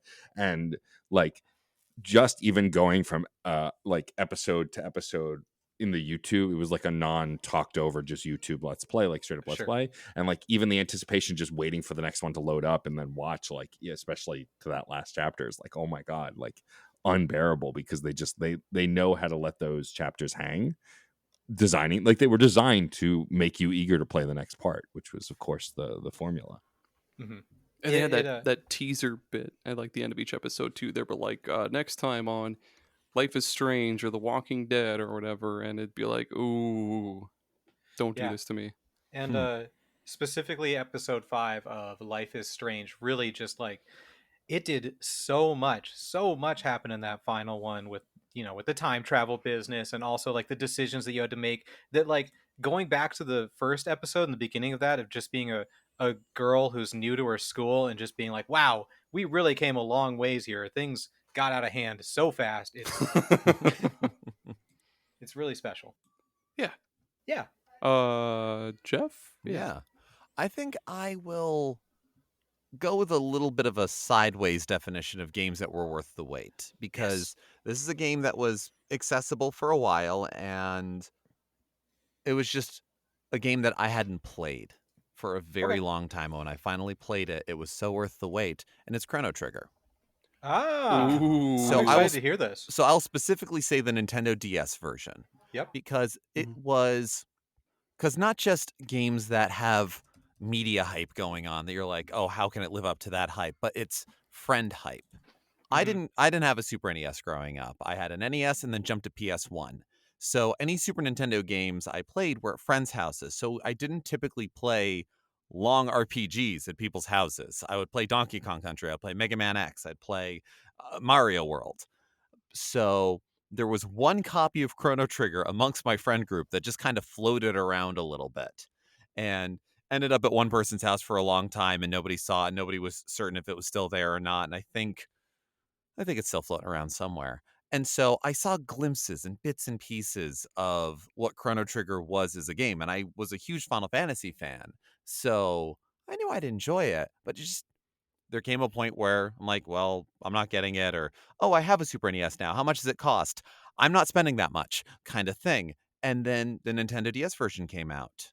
I got it and finally got to really sit down and take my time with an absolutely superb RPG. One of those, there's no such thing as a perfect game, but one of those perfect for what it is and what it wants to be. And certainly having it on the DS was incredible because the touchscreen controls were great. It made navigating double and triple text so much smoother while also being still nail biting in a real-time battle system. Mm. And the expansions and additions they made were great. The slight tweaks of localization made it a very smooth experience, because I've since gone back and played the original. And as well as the fact that the way that I ended up playing it was very much, I was working in theater at the time. I was working in, doing events and tech work for theater. And so I'd be bored opping a show or an event. And whenever I had a couple of minutes, I'd just pull out my DS and play a little more of Chrono Trigger. And there's great nostalgia in that, and it's been very fun to bring that experience to other people. And pretty universally, it's like, oh, I've heard about this game. Is it really all that good? Is it worth the hype? Yeah, it is. No matter how long it's been Yep. since the game came out, and I imagine we all have those games too. And I think that's another version of a game worth the wait, because Yes. your friends' reviews are just as important, if not more so, than the media's. For me, I hadn't heard of Chrono Trigger until it came out on the DS, and reading about it on Nintendo Power magazine, where they were like, this is the dream team of these people and these people, one of the greatest RPGs of all time. And I was like, I've never heard of this. I gotta try this. And so I got it on the DS, and it's just like you said. I was like, this totally lives up to the hype that I had just built a couple months ago. Yeah, like the hype built quickly, and it's just, well, this means all of it. Yeah, exactly. I was like, holy, like even just going up to an enemy and having the combat just start right away. I was like, how did they do this? Yeah. And to know that, okay, no, it's a DS, it's a powerful enough handheld. They did this on the Super Nintendo. Yes, There was exactly. there was no lag, nothing noticeable at least. And yeah, it just felt like this very immersive, smooth experience. And the way that things opened up, and how characters interact and what played out, and the consequences of your actions, and those times you go, well, wait a minute. If I can do this in the past and the future, Yep. if I do it in the past, is it gone? Yeah. But if I do it in the future, is it still in the past? Yeah. Well, I'm going to cheese that. It lets you. Or even most of my memories are, I made it to the last boss, but most of my memories are early on just because I was impressed with everything. But having that trial right near the beginning, I was like, Yes. what is this even happening right now? And having the people talk about the things that you did during the festival, I'm like, oh no, I did accidentally steal that sandwich. I was just behaving as a typical RPG protagonist. Yeah. That's not a crime in any other RPG, but is when you think about it in real life. Shit. That's a perfect example. I like that. That was a good one. Good twist. Yay. Matt, what about you? Matt. For me, I mean, just to tail onto the Chrono Trigger thing really quick. Like anyone who knows me knows that it's my favorite game of all time. Just about. It's been at the top of all of my lists for a long time. But like, it's funny.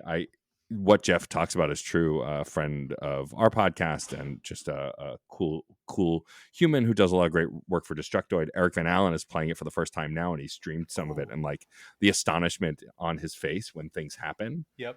Is just it's palpable. And so yeah, I think that this version of anticipation is really important to bring up. I think that it's another way to look at anticipation for games. As far as my next pick, I think the ultimate pick for anticipation of a game I've talked about on my side quest episode for it, but it's Super Mario 64. The thing about Super Mario 64 is not only was it the first time I anticipated a game, but a game and a console. The N64 was so hard to find when it first came out. The supplies were limited and all of that. And like, I'm not going to recount the story I've told over there 1,000 times, but when I finally got Super Mario 64 home and I was playing a 3D Mario game, and like, it just was unprecedented at the time. It was one of the earliest 3D games in this way on a console specifically. Like, it just blew my mind. And like, no amount of anticipation and of just like expectation would measure to what I actually felt when I was playing it. And to this day, when I revisit it, I feel that, right? Like, I feel that memory and that nostalgia. And it's not even the best controlling Mario game that's ever been made, but it's one of those games that was unlike anything else at the time. And I remember the wait for it, for the N64, this brand new console, because I got the Super Nintendo after it'd been out for a while. Most consoles I'd gotten after they'd been out for a while. The N64 and the Wii are two of the only consoles I've ever gotten like at launch. And so like, to like be waiting not only for the game but the console, and to like just be able to hook that all up when I finally got it and got home and play it all, it was awe-inspiring in a way that I don't even know what else I could compare it to. Yeah, that's such a good one. Well, for me, one that a game that I bitched to Tommy constantly about until it came out, Shin Megami Tensei 5. They fucking teased it around the time the Switch came out. And it looked, for what they showed, it looked great. But yeah, the before that, we got Shin Megami Tensei 4 in 2013. And then we got 4 Apocalypse in 2016, 3 years later. And it's just like a retelling of 4 from like a different perspective. And then, of course, Atlas doing what they do. They remastered or remade a couple of games. And then finally in 2021, we got Shin Megami Tensei 4. Right at the or 5.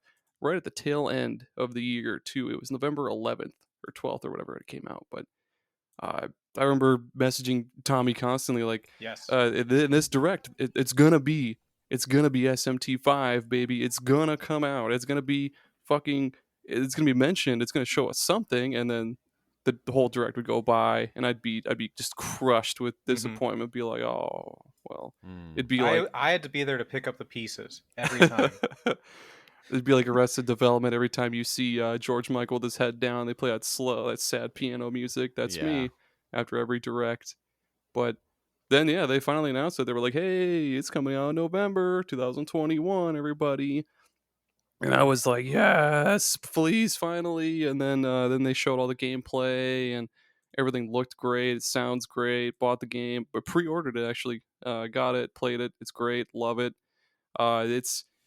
It's another one of those series where if you haven't played a Shin Megami Tensei game, this newest one is probably the best one to just hop on into. It's a lot less archaic, and everything is way more streamlined. But so in like, say, Shin Megami Tensei 4, which was on the 3DS, the combat was all first person. You only had like maybe portraits, like character portraits of your demons and your main character, and then the enemies, while they did move around and shit, they weren't like 3D models. They were more like 2D models that kind of wiggled and shit like that.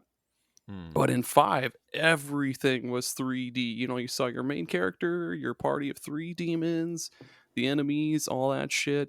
They completely fucking revamped so much. They added so much cool shit to the demon fusion, like demon essences, where you could like, I'm sure only fucking 4 people are gonna know what the fuck I'm talking about, but like using like demon essences to really fine tune the build on each of your demons and create like the perfect demon for like, you know, healing or attacking or whatever. It's just super long wait. I hated the wait. I hated it so much because one can only replay one game. I can only replay Shin Megami Tensei 4 maybe like 3 times until I'm like, okay, I need the next one. But I want to speak to going through that wait with Aaron, because that was one of the first games they showed for Switch was Shin Megami Tensei 5. And so that builds that expectation that, you know, it could come out soon. And all the other games that they showed came out. Like, I'm pretty confident all of them came out. And so each successive Nintendo Direct, Aaron just got more and more depressed. Like, each one he was like, I can't wait to see more Shin Megami Tensei 5. And years go by. We get multiple directs every year, and each year there's nothing, absolutely nothing. And that's just an agonizing, that's got to be horrible. Sorry I had to go through that. And like anytime they did like dev interviews or like they talked to people making the game, they'd be like, oh, it's coming along nicely. You know, it's weird working with a new engine and you're going from the 3DS to the Switch. It's like, well, fucking duh. Tell me something that I I want to know. Like, tell me what the game is like. Like building up to its release, I think maybe like a month or 2 before that, they actually showed a little bit of gameplay and a bunch of that. So it's like, okay, well, now you tease me up until like the next couple of months. Like I cannot wait these next 2 months. You goddamn saw motherfucker. Yeah, it was. Oh boy, it was worth it though. It's so good. Good. I'm glad. Thank you, Tommy. I have another weird pick in a weird waiting way. Okay. Control by Remedy. I had always appreciated Remedy games from afar. Just like seeing the cool, unique weirdness of Alan Wake and also some of the weird story stuff Max Payne does. But Alan Wake was way too spooky for me. Quantum Break did nothing for me. Seeing it, I should say. But Alan Wake was too scary for me. I don't do good with scary games, so I didn't do that. And Control was like just on the edge of being scary, but not scary for me. And it just looked so cool. Everything about it with the sci-fi powers and just the building and the aesthetic and everything. I was like, I want to play this. But at that time it came out in 2019. I didn't have a PlayStation 4. I didn't have an Xbox One. I had a PC that was aging.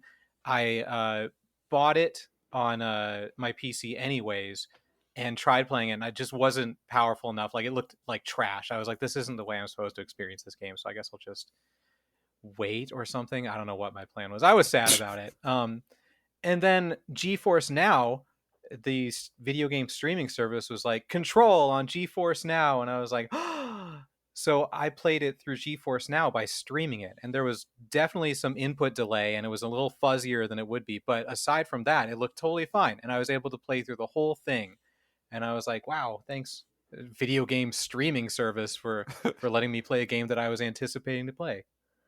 Yeah, Control's one of those games that, like, it came out. I was a fan. I had never played Alan Wake. I hadn't played the Max Payne games. Like, I'd been hearing about Remedy, but had never played any of them. And What then about Quantum Break? Nope, none of them. Damn it.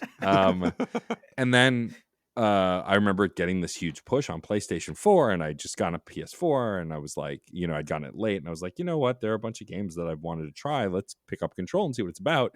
And I loved it. I fell in love with it. Made me go back and play Alan Wake. And like, since then, I've replayed the PS5 Ultimate Edition with all the DLC, and like, it's become one of my favorite games of all time. And I think what's brilliant about that game is no matter how many trailers for it you watch, you don't know what's happening in like that X-Files kind of way. And it adds to that anticipation because of the unknown. It's why I ended up enjoying Alan Wake, although I too am a coward and am not good at horror games. Although I found out recently that apparently even people who like survival horror, that's the point, right? Is that you want to be scared. And so so I may be more of a survival horror fan than I thought. But yeah, it's definitely one of those games that I think was absolutely worth the wait. Just because of like all of that world that was within it, and then finding out that it was actually connected to the world of Alan Wake, and who knows if it's connected to the others as well. I'm a sucker for environmental storytelling and world building, and there was just oodles and oodles of that in Control. Did anybody here play Quantum Break? Nope. Oh, did you play Quantum Break? I did. I enjoyed it. I mean, it's not my favorite game of all time, but it was fun. I mean, it was like the one Xbox exclusive, or the Xbox One exclusive that we had for like a while, and I thought it was cool because I had like a TV show tie-in with Lance Reddick. Rip. Oh, I miss Love you, Lance. Miss Lance Reddick. Legend. I did go back and try to place Alan Wake, and my fears were confirmed. I'm too much of a coward to play it. I got to a room where there was a bunch of eyes, and it was like, the attacker's coming to get you. And I was like, nope. Closing out of this game, deleting it. We're done. What a fucking cool concept for a game. I know that, like, we're just going to talk about, hey, welcome to the Alan Wake podcast, everybody. It had that, like, little bits of Quantum Break before Quantum Break. For those that don't know, including you guys, Quantum Break had like bits where you played the game and all time travel garbage, but then in between like gameplay bits, there would be like this live action TV show little segment where they would do things according to like what you did in the game, and it would like build up to the next part, replay the game and shit like that. And Alan Wake did a little bit of that too, because it would be like you finish a chapter of the game and it'd be like next time on Alan Wake, and then you start the next chapter previously on Alan Wake and shit like that. And that was such a cool thing for a game. I know they did that on like The Walking Dead and shit like that before, but those were like episodic, like point and click kind of almost, where like Alan Wake was like a 3D survival horror, like psychological horror almost. But no, it's cool. Great. Thank you, Remedy. Are you gonna play Alan Wake 2, Aaron? Possibly. That comes out this month. It does. Fuck. I still haven't finished Sea of Stars. I still haven't finished there's like 2 games on Switch that I started that I haven't finished yet. I don't mean to throw you under the bus. I'm going to throw you under the bus. You haven't finished Tears of the Kingdom, Aaron. Fuck, that's one of them. Yes. Oh no. This isn't the games I haven't finished podcast, all right? That's true. This is a separate topic. That's for after the recording stops. You go into the shame spiral. Yeah. Tommy's gonna berate me. Shame. Just do it. It's a Switch. You can take it anywhere. Who was that? That was me. Okay. So it's my turn. Yep. We'll do one more. One more, everyone. Make it good. Then I think I'm going to go with Final Fantasy V. Ooh, tell me about this. Which is one of those games that took a long time before we had an official localization and an Hell easy way to yeah. play it here in the States. I, like many, played the Butts translation on my emulator back in high school. And it was fun, and I never didn't get very far in it because of the limitations of the emulator. But when I was finally able to have access to it, I actually played the worst version of it. I played The PS1. the PS1 version. Yeah, yeah. Ugh. And look, it was still fun, and I didn't know any better. Mhm. And it's the same collection that has Final Fantasy VI, and playing that, I had played it on the Super Nintendo, so I knew how slow it was. But playing it on the PS1, I didn't know any better. I had no experience to compare it to, really. Mhm. So I was just going for it. And playing that after getting into Final Fantasy VII and so many other Final Fantasy games, you realize how much inspiration is drawn from Final Fantasy V. How many references happen? How many big and little things that you just kind of go, oh, that's nice. But there it is. The job class system and gameplay of it in general is utterly fantastic. And Yes. it's, if you're going for Final Fantasy for epic stories, don't go to Final Fantasy V. If you're going to have a really good time, yeah, it's great. I also am a big, dumb fan of blue magic. So it gave us blue Yes. mages. So thank you, Final Fantasy V. Thank you. And the weird jobs to unlock and the strange builds that could happen. And I was recovering from a surgery around when I was playing it. And so got to really grind towards the end. Everybody was Spellblades. It was great. And at least everybody had maxed out Spellblade when I put them back to freelancers or mimes when it was time for the final dungeon. But it was a great time. That one was so worth the wait. After hearing all of the stuff like why they didn't bring it over and everything else, it's like I could see why they didn't bring it over. But I wanted to. But I'm really happy I'm playing it now, and I will probably play it again. Have you ever played any of the Bravely Default games? Not yet. I have the first one. I picked it Ooh. up not that long ago. I know that's another one where I got 4 Heroes of Light because I love job class systems. Yeah, Bravely Default does it so fucking well. And I know. 2, I think is on Switch and PC, and that one's really, really good. I love those, dumb, goofy, like, job combinations. Like, fuck, I think from the first game, I mixed like a pirate and no, this is the second game. I mixed like an assassin with like a shadow mage or something stupid. Although those Those go kinds of really games well are so together. much fun. Yeah. Yeah, That's not stupid. That's smart. it's so fun. I love that kind of stuff so much. Absolutely. More games need to do that. Agreed. All Speaking of right. ninjas. Speaking of ninjas. All right. Well, for me, I think I have to, the next one I have to pick, I have to get a little character action game love in here. And so I've loved the Devil May Cry series since I played the first one. Yeah. And like, unfortunately, the Devil May Cry series has had a ton of ups and downs. The second one was not very good at all, though I still enjoyed it. It was not a quality game. Third one was really good. The fourth one, some people didn't like, though I did really love it. I thought Nero was a great character, but like it had its ups and downs. And then when they finally, almost seemingly out of nowhere, announced Devil May Cry 5 and that the new redesigns for the characters, Nero and Dante are back, and like all this larger than life story and all the characters, I was like, oh my god, I'm so excited for this. And like I hadn't replayed 4 or any of the others in a while, and so I replayed 4 on PC because I had it and like refell in love with everything and was so excited for this.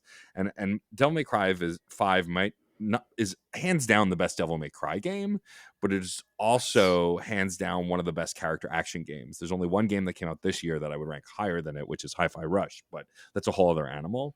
But as far as Devil May Cry goes, and especially since how disappointed I was in the new Bayonetta, like Devil May Cry 5 stands as the pinnacle of character action games for me because the games are dumb. Like, I mean it as a compliment. Like, the stories are stupid. And like, that's why I like them. Like, even revisiting, I've been playing a little bit of the first one on the collection on PS5, and like Dante is just the typical like archetypal brooding smartass and like is not interesting, but like the game is just so absurd. Like the scene where he gets pinned by his sword and then rises up through it with just blood shooting everywhere. It's like this is the baseline for this game.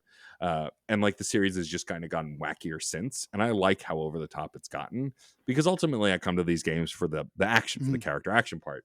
But Devil May Cry 5 also had one of the better stories in the franchise, I think, because it really fleshed out who Nero was as a new character and who they clearly meant to hand off the torch to, but didn't really do that in 4. And then Dante still gets to come back and like be one of the best versions of himself, one of the most interesting versions of himself. And there's like spoilers abound for like why other reasons I like the game. But yeah, it was just the way it didn't feel that long. I feel like from Capcom's announcement to release was maybe only a handful of months, maybe, because it had been rumored for a while, but like for sure, once I got my hands on it, I was just so over the moon with what it was, especially since the rest of the franchise had been so up and down, and DMC was like a very strange story and a weird reboot that had interesting combat, but was just nothing like the other games. Like, to have such a solid series kind of be the button on it, and we may get a 6 someday, but until then, like, the franchise's ends with this really solid game is really nice, considering as a fan it's had such a rocky history. I really love that you mentioned how over the top the series has been, because like the opening to 3 is forever burned into my brain, where he's just sitting in his office for Devil May Cry, and then like he just gets ransacked by demons, and he's just sitting there like his feet up on the desk eating some fucking pizza, and then demons attack, and it's just like this slow-mo like spin of him shooting guns, and like his coat gets like lopped off, so you're playing as like shirtless Dante, and you're slashing demons, and he's just got a piece of pizza in his mouth the whole time. Like, what a great fucking series. So good. Best life. Best life. Yeah, shirtless pizza sword. Big sword wielding boy. Yeah. Is that... Oh, it's me. Okay. Yeah, he is too. Still you, yeah. It's you. This one, my next one is weird. We'll go out on a weird note. Mother 3. This one is weird. So I didn't play Earthbound until I want to say, it was like 2014, I think. I had no idea the game existed until around 2014, because I saw there were a couple of people I watch on YouTube that showed like little clips of gameplay of it, and I was like, wow, it looks cool, like an RPG set in like modern-ish times, because it took place in the 90s and everything. But wow, an RPG that takes place in like cities and like with kids and like pots and pans and baseball bats and stuff like that sounds cool. So I played it and I enjoyed it, and then I looked it up on the internet about like what other, if there's other games in the series, and of course like the first game and then the third game, neither of them came out in the US. Or no, I The forget. first one was supposed to, and they shelved it, and it didn't really have an official release until it was on the Nintendo Switch Online. I think, yeah, that sounds right. Didn't it also come out on like the Wii U, or was that only Earthbound? I think I was only Earthbound. I Okay. feel as it might have been, but I feel like Earthbound Beginnings was a big deal when they put it on the Switch Online. Okay. Yeah, and then Mother 3, infamous for only being on the GBA in Japan after going through the whole debacle that is the N64 DD. First was like just a base ass N64 game. The game was too big and too long to put on one cartridge, so they thought, hey, DD, good idea. And then the N64 DD was a total flop, piece of poop, and they shelved that. And the fucking this is off topic, but like the 3D, well, no, it's not. The 3D models and all that stuff for N64 or Earthbound 64, they look so good. And then you can see like little bits of Earthbound 60. Well, if you play Mother 3 or look at screenshots of it, like you can still see a bunch of like what they used in Earthbound 64. They carried over to Mother 3, and yeah, Mother 3 still the only way to play the game is through this fantastic English patch. I forget the name of who made it, but yeah, there's you can get like, you can buy repro carts off of like eBay and other places, which is a great way of supporting the people who make the fantastic fan translation patch. You can also just download it from Bim's Lair, who was featured on Fun and Games. Great way to play the game too. And but I guess kind of before all that, when I played Earthbound and found out about Mother 3 and found out it was only in Japan, I was like, well, that sucks. And then because I just played Earthbound on my phone and everything. And then maybe like a few years after that, I want to say in like 2016 or 17, I was like, oh, you can actually like, I figured out how to download like a Japanese ROM and apply an English patch to it. And I was like, oh, this is actually in English now. Like I can actually play this game now. And then I played it and I experienced it. And it's a wild time without spoiling anything, but that was worth the I guess discovering it and then discovering that I could translate a patch. I guess I don't know if this counts, but It counts. I think so, it's yeah. our, it's Sure, our why show. not? It's game experience. Exactly. That's cool. That's a fun one. It is. I get to end it. I get the final say. Yeah, you do. Please end it on a And- weird one. It's not going to be. I'm sorry. That's okay. Starfield has been worth the wait for me. Hey, have you guys heard about Starfield? Yeah. I have tried to play Skyrim like 5 or 6 times, and I can't get into it. I've tried. I loved Fallout 4, played that a ton. But even though I didn't get into Skyrim, I still just like really loved the Bethesda recipe, I guess you could say, of just a big, giant open world with main mission quests, side quests, and just like different areas to explore. That's what I loved the most about Fallout 4 was just going into random places and like learning the story of the buildings or the areas or whatever. Stealing their cheese. I Yeah. was and so then they announced Starfield and they're like, we're gonna do all that but in space, and I love me some space. I was like, that's all I need. They took the recipe that I love, they added some chocolate on top. This is gonna be great. And then the wait was agonizing. Getting that trailer a couple months out showing like all the different mechanics and everything, and I was like, oh, it's got everything I wanted and more. They added nuts on it, there's whipped cream, they just keep putting stuff on this recipe. How do they do Stop. it? and I had to get the like 7-day early access because I couldn't wait anymore, and it's everything I wanted. It's Bethesda game in space.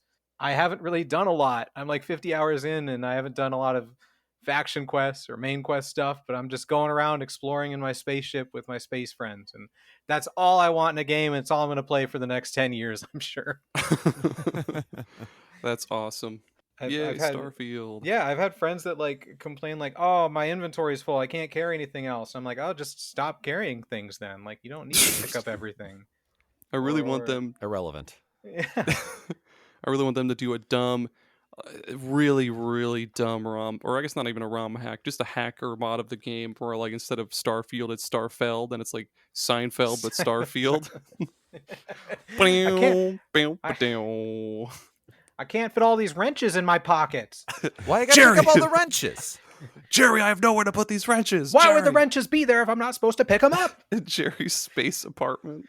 You just need to make sure you've got one of each size. Past that, it's irrelevant. It's ridiculous. I can't just leave them there. There's other people out there. The wrenches aren't just for you, just because you can pick them up. I need some wrenches. Can I have some wrenches?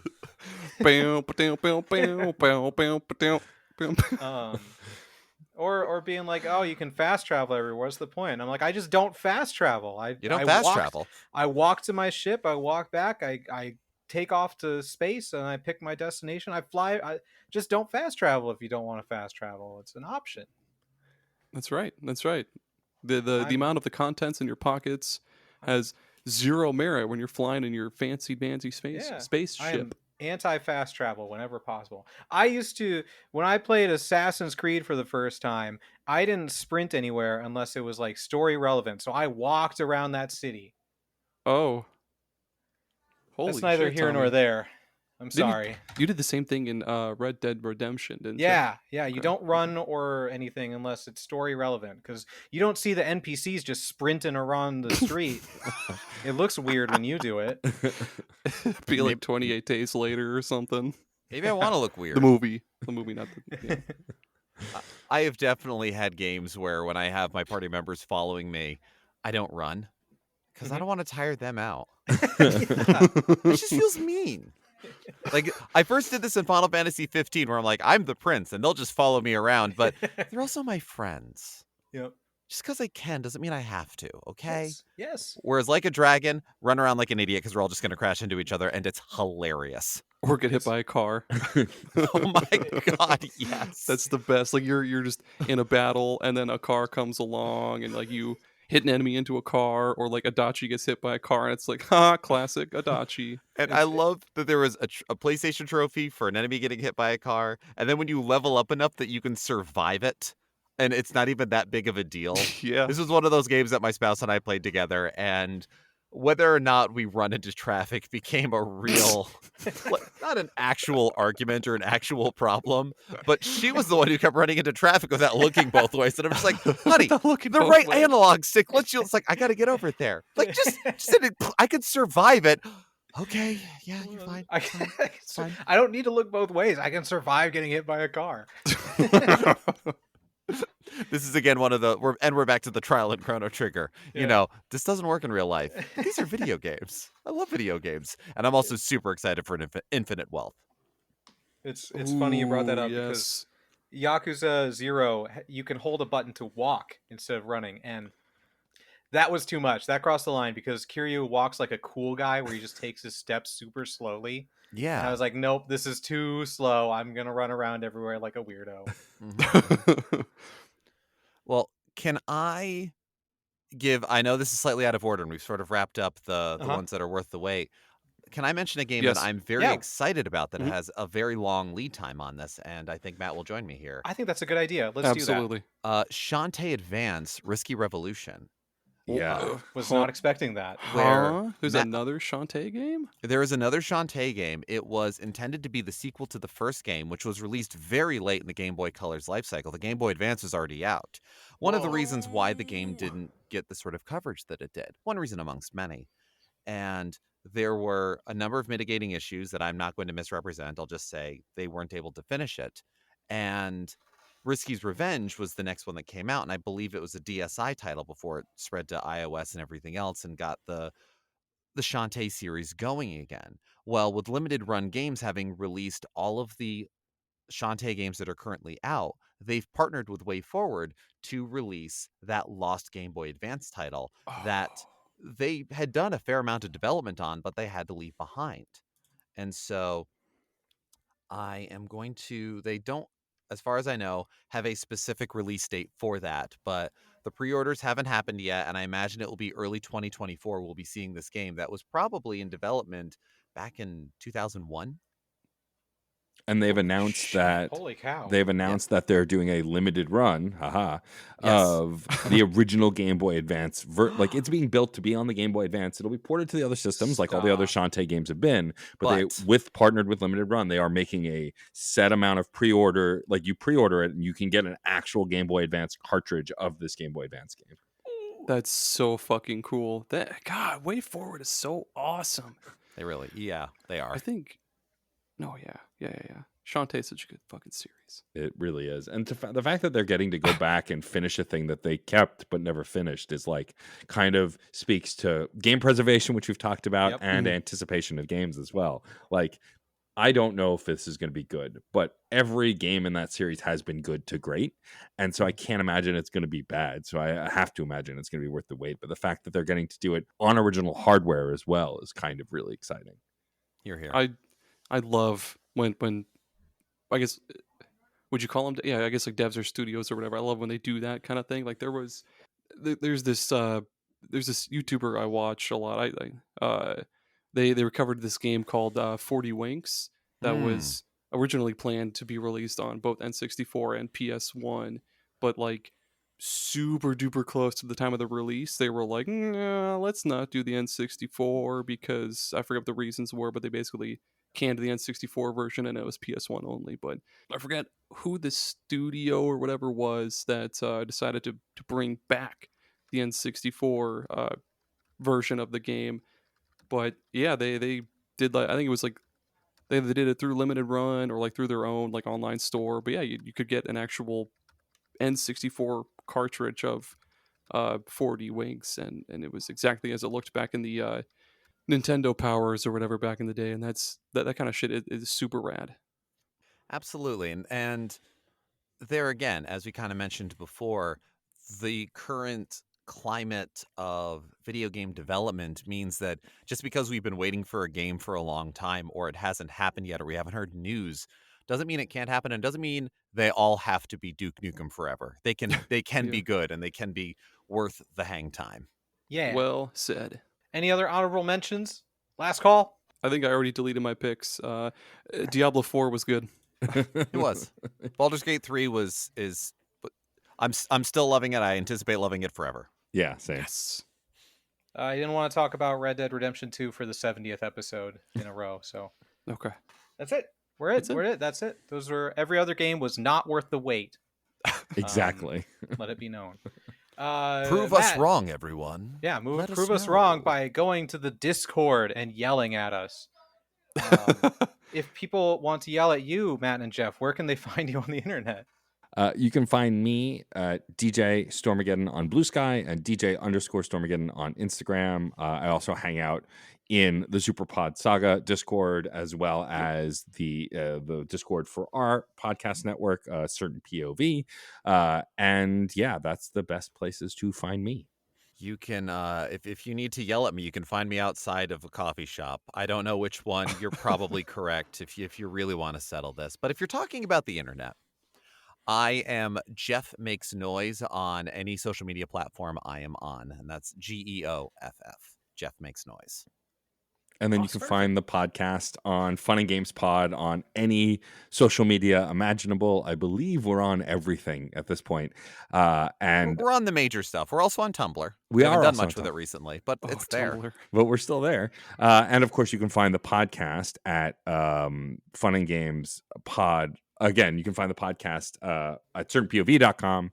There are a ton of other really great podcasts there. And then you can find our Patreon at patreon.com/funandgamespod if you want to throw us a couple bucks because you like us and think we're great. Yeah, do it. I think they're great. You guys did great on this episode. Thank you for being here. Thank you for having us. Yes. Yeah, thank you for having us. This is a great episode. Aaron, where can people find more SuperPod Saga content? If they need to publicly shame us, they can go to superpodsaga.com and maybe find our actual physical locations. I'm not sure, whatever. But yeah, previous episodes, blogs, social media, support page, Patreon. If you love us, money, superpodsaga.com. I'll know we've made it when someone makes a change.org petition to mention a game that we forgot to mention on an episode. Change.org. Yeah. Do you want to know what we're going to talk about next week, Aaron? No. Okay. That's good. Yes. I wanna yes, know. please. Yes. Okay, Matt and Geoff, what Aaron and I are going to talk about next week is our favorite quest lines from video games. Ooh, fun. that's a good one. You always talk about how great my picks are, but like that's a really good one. Yeah, That's is a good one. I'll be honest. I feel like I had a run of mid ideas, but this is a good idea. Very good idea. It may not be my final answer, but I got an easy answer for you right now. Tell me. Yeah. The trading quest line in Link's Awakening to get the boomerang. I don't know what that is. Strike it from the records. There you go. It's gone now. Did I say anything? No, I didn't. Look forward to that. Look forward to us talking about that. Go check out the Matt and Geoff's show, Fun and Games podcast. Keep being awesome Super Podders. We love you, Super Podders. You're the best Super Podders. Okay, bye. Bye. Bye. Bye.